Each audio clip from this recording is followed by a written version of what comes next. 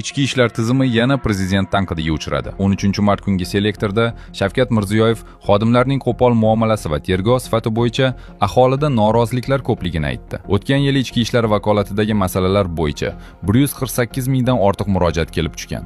Ayniqsa, ichki ishlar xodimlarining qo'pol muomalasi va tergov sifatidan norozilik ko'p. Shavkat Mirziyoyev tizim rahbarlariga eng ko'p murojaat tushayotgan joylarga shaxsan borib, o'zgarish qilishni buyurdi. Bundan tashqari, ichki ishlar xodimlarining muomala madaniyatini oshirish choralari ham ko'riladi. Aholi murojaatlari mavzusidagi selektorda ma'lum bo'lishicha, kuni kecha internetda katta muhokamalarga sabab bo'lgan Sergelidagi holat prezidentgacha yetib borgan.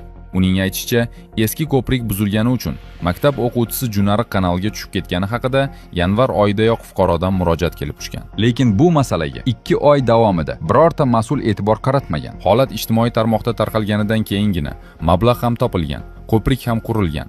Murojaatlar bilan ishlashdagi bunday kamchiliklar odamlarning davlatga bo'lgan ishonchiga putur yetkazyapti, dedi Shavkat Mirziyoyev.